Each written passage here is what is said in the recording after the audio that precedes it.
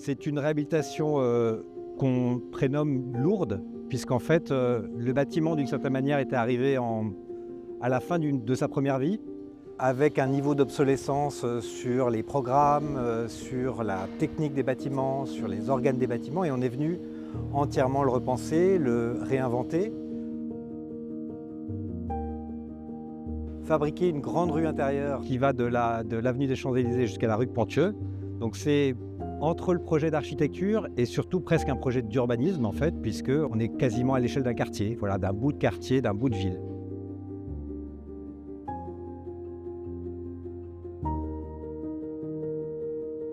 L'ensemble des circulations verticales, des circulations du bâtiment existant a été revu, a été rationalisé pour permettre justement cette multiplicité d'usages, le fait d'accueillir des publics dans les étages supérieurs. Et donc c'est en ça aussi que le 26 Champs-Élysées est une restructuration lourde qui répond à tous les usages d'aujourd'hui en termes de flexibilité, d'habitabilité, d'usage.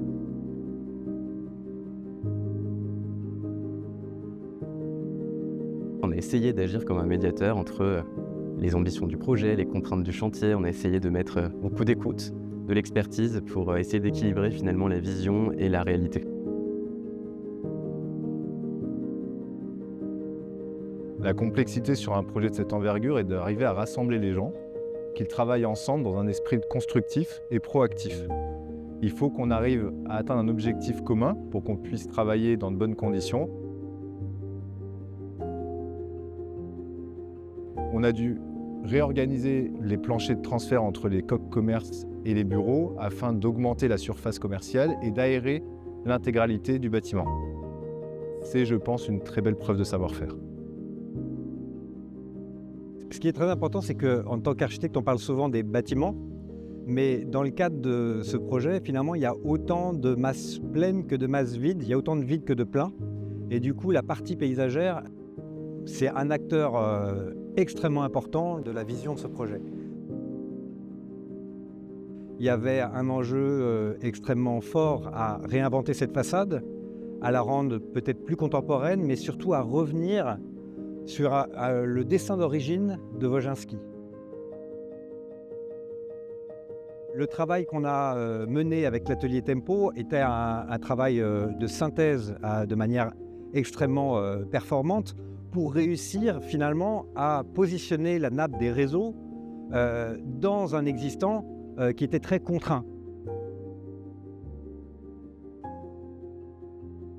Dans les défis techniques que nous, on a rencontrés, c'était que tous les locaux techniques devaient se situer dans une partie très spécifique du chantier, le sous-sol 4 dans lequel nous nous trouvons actuellement.